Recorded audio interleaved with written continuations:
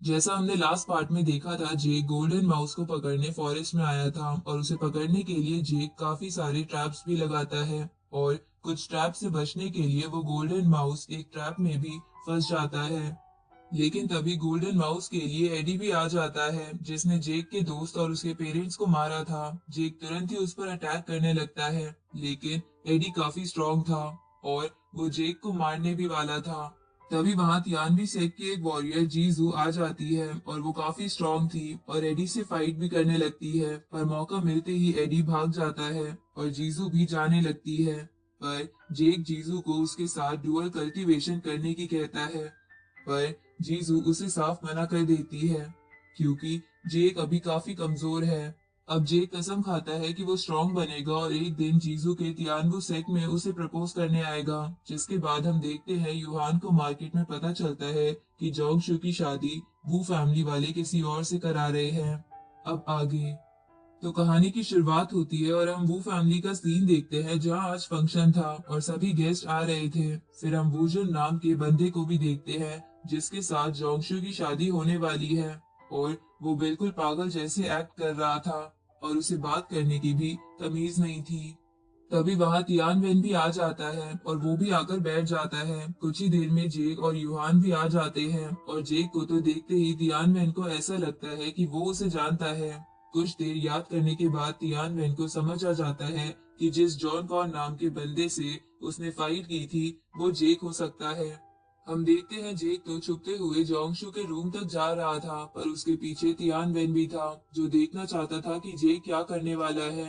अब हम जोंगशू को देखते हैं जो बिल्कुल खुश नहीं दिख रही थी और सोच रही थी कि क्या जेक भी शादी में आया होगा। तभी जोंगशू की मेड उसे तैयार होने की कहती है, पर वहां जेक आ जाता है और वो मेड को फ्रीज कर देता है। अब जेक जोंगशू से पूछता है कि क्या उसे पता है उसकी शादी वू जुन से होने वाली है। ये सुनकर जोंगशू हैरान हो जाती है क्योंकि उसे इस बारे में कुछ नहीं पता था और उसे यकीन भी नहीं हो रहा था कि ये लोग उसके साथ ऐसा कर रहे हैं। अब जेक उस मेड को नॉर्मल करता है और उसके गले पर स्वॉर्ड रखकर उससे सच बताने की कहता है। तो वो मेड बता देती है कि जोंगशू की शादी वू जुन से होने वाली है और उसे ये बात जोंगशू को बताने के लिए मना किया गया था। अब जेक जोंगशू से पूछता है कि वो क्या करना चाहती है। जोंगशू कहती है कि वो फैमिली काफी ज्यादा पावरफुल है, इसलिए वो नहीं चाहती कि जेक उसके लिए उनसे फाइट करे। फिर वो जेक से पूछती है क्या वो चुपचाप उसे यहाँ से भगा ले जा सकता है। जिसके बाद हम देखते हैं जेक जोंगशू को चुपचाप ले जा रहा था, लेकिन तभी उसके ऊपर एक अटैक होता है जो कि तियानवेन ने किया था। तियानवेन जेक से कहता है कि पहले वो उसकी बहुत इज्जत किया करता था, लेकिन उसकी ऐसी हरकत देखने के बाद उसके मन में जेक के लिए सारी रिस्पेक्ट खत्म हो चुकी है। अब तियानवेन जेक के ऊपर अटैक करने लगता है और जेक भी अपनी स्वॉर्ड से उसके हर अटैक को रोक रहा था, पर जेक के मन में ये भी चल रहा था कि उसे जल्दी से जोंगशू को कहीं दूर ले जाना होगा, इससे पहले उन्हें यहाँ कोई देखे। लेकिन तियानवेन तो रुकने का नाम ही नहीं ले रहा था और लगातार अटैक्स करता जा रहा था। तो जेक भी तियानवेन से फाइट करने लगता है और उस पर भी उल्टा अटैक करता है। उन दोनों की फाइट की वजह से काफी आवाजें हो रही थी और फंक्शन में बैठे सभी लोग भी खड़े हो जाते हैं कि यहाँ क्या हो रहा है। तभी वू फैमिली के हेड मास्टर वू तोंग सभी से हंसते हुए कहते हैं शायद बच्चों ने पटाखे जल्दी जलाना शुरू कर दिए, इसलिए वो इनको देख कर आने की कहते हैं कि क्या हो रहा है। युहान को पता था ये सब उसके भाई की वजह से हो रहा है, इसलिए वो इनका हाथ पकड़ लेती है और उससे कहने लगती है कि उसने उसे पूरा घर घुमाने का वादा किया था और अब वो जा रहा है। वो इंग आकर युहान को घुमाने की कहता है, पर युहान उसका हाथ ही नहीं छोड़ रही थी। तो वो इंग उसे थोड़ा धक्का दे देता है जिससे युहान नीचे गिर जाती है और रोने लगती है। अब वहां बैठे सभी लोग कहने लगते हैं कि वो इंग कैसा आदमी है जो लड़की को ऐसे धक्का दे रहा है। ये सब देखकर वो तोंग समझ जाता है कि कुछ तो गड़बड़ है, क्योंकि यूहान कभी वो इंग के साथ इतना फ्रेंडली बिहेवियर नहीं करती और आज इतनी बात कर रही है। फिर वूतोंग आकर यूहान को उठा देता है और उससे माफी मांगते हुए कहता है कि उसने अपने बेटे को लड़कियों की रिस्पेक्ट करना सही से नहीं सिखाया। वूतोंग वो इनको माफी मांगने की कहता है, पर वू यिंग को काफी गुस्सा आ रहा था। पर वू तोंग इशारे से वू यिंग से बात बढ़ाने से पहले माफी मांगने की कहता है। तो वू यिंग भी यूहान से माफी मांग लेता है और जाने लगता है। अब यूहान भी वू तोंग से कहती है कि वो खुद ही हर जगह घूम लेगी और वहां से गुनगुनाते हुए जाने लगती है। वू तोंग को यकीन हो जाता है कि कुछ तो गड़बड़ है, इसलिए वो एक गार्ड को यूहान पर नजर रखने की कहता है और गेट पर पहरेदारी भी बढ़ा देने की कहता है। यूहान को अपने भाई की काफी चिंता हो रही थी। इधर जेक और तियान वेन अब भी फाइट कर रहे थे और उनके फाइट करने की वजह से वहां हर जगह काफी धुआं हो जाता है। और जेक इसी मौके का फायदा उठाकर जोंगशू को लेकर भागने की कोशिश करता है, पर तियानवेन का स्पेयर जेक के सामने आ जाता है और तियानवेन कहता है कि वो उसे इतनी आसानी से जाने नहीं देगा। अब जेक वापस से फाइट करने के लिए तैयार हो जाता है, लेकिन तभी वू यिंग के साथ कुछ लोग वहां डंडे लेकर आ जाते हैं। तभी तियानवेन भी जेक पर अटैक कर देता है, पर जेक बहुत सारी स्वॉर्ड से एक टोर्नेडो बनाता है और तियानवेन का अटैक रोकता है और उल्टा उस पर अटैक भी करता है, जिससे तियानवेन काफी पीछे जाकर गिरता है। बिना टाइम वेस्ट करते हुए जेक वू इनके लोगों पर भी एक अटैक करता है, जिससे वो सब भी दूर हो जाते हैं और जेक इसी मौके का फायदा उठाता है और जोंगशू को लेकर दीवार टाप कर चला जाता है।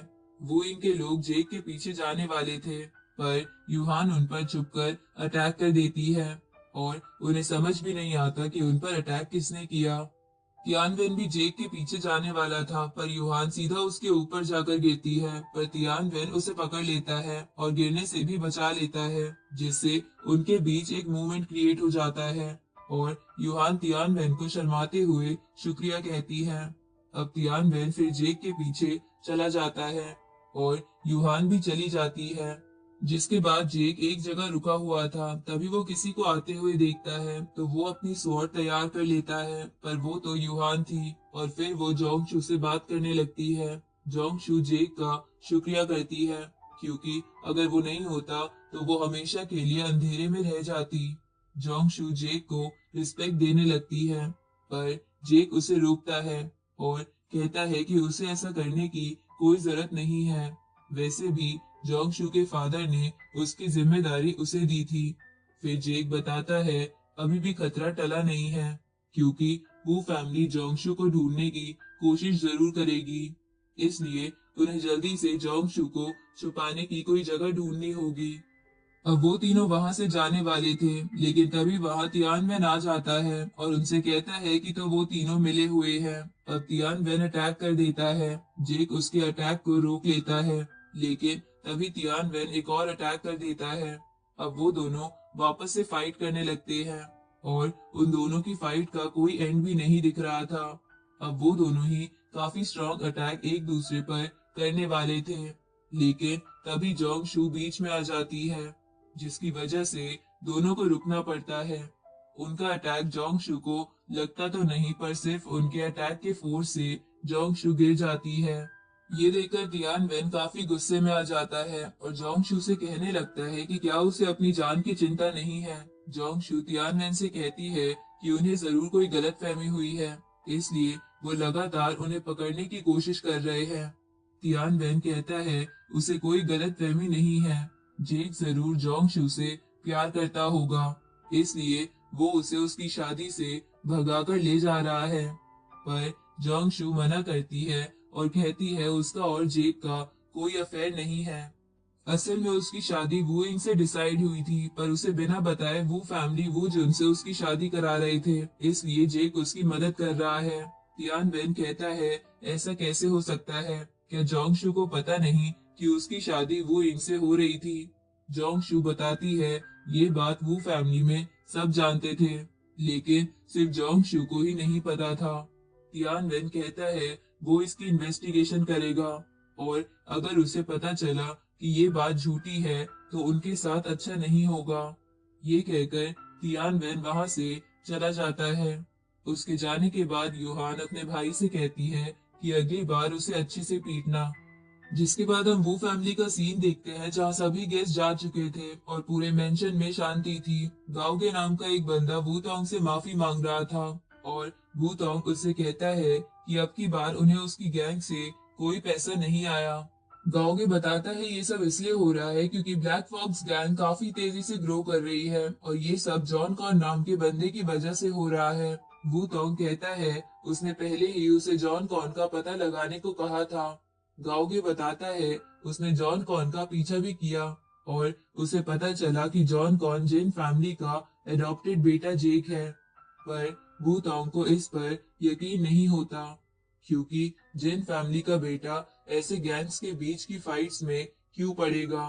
अब गाओगी बताता है कि जेक ने तो अपनी फैमिली के फिफ्थ एल्डर के सामने भी अपनी सच्चाई बता दी थी, फिर भी उन्होंने कुछ नहीं किया और उनके बीच कुछ बदला लेने की बात चल रही थी। शायद वो जेक के फादर से रिलेटेड थी। जेक के फादर से वू तोंग को कुछ याद आता है और वो गाओगे से उसके सभी लड़कों को इकट्ठा करने की कहता है और उस प्रॉब्लम को हमेशा के लिए खत्म करने का ऑर्डर देता है। और इसी के साथ ये पार्ट यही खत्म होता है।